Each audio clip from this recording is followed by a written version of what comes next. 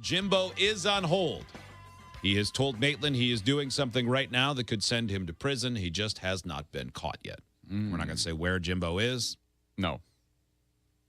Let's see. This is line. Jimbo, you're on. Hi.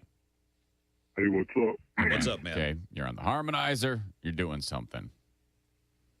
Yeah. What kind of prison time would you face if you were caught?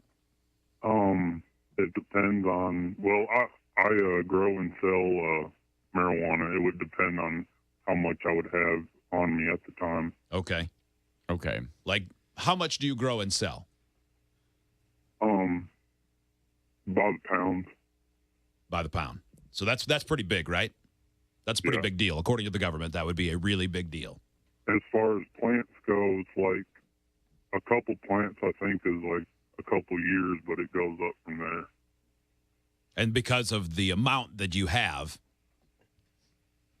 it could be way worse. Is that what you think? Yeah. Jimbo, how much money are you making off of this to justify it? I'd rather not say. Okay. Okay, but it's worth it. It's significant. It's not like $100 a month. It's enough. I probably have lots of dumb questions because I'm naive and stupid, Jimbo. Have you ever considered picking up where you are and going somewhere where, now that it's getting legalized, and going through the proper channels to do what you do legally? Yes, the thought has crossed my mind, and I'll just keep hoping that they legalize it in the state I'm in.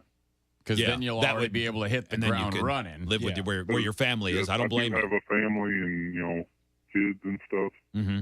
Yeah, that's a big deal. It's weird because, I mean, technically, yeah, Jimbo's violating a federal law and and everything else. But at the same time, we can all kind of see where it's going. Yeah. This isn't the same as if he's like, yeah, I'm selling meth to kids, or lots of other federal crimes. Now, I actually find myself rooting for Jimbo in a weird way. Have you covered your bases in the proper way to prevent things like moss from growing on the south side of your home and stuff because of all the moisture? I asked that because we had a guy locally in the media who a few years ago got busted for growing pot in his own place, and he was growing primarily for himself and his wife.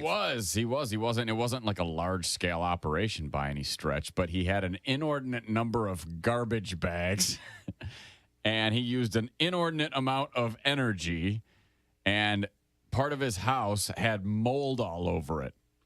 But none of the other, it was near where he had the. It was one of the sure signs that police look for. They could. Well, I've never had a problem with mold, but I've never really took any precautions against it either. All right, well, keep an eye out for that. Do you have an end game in mind, Jimbo?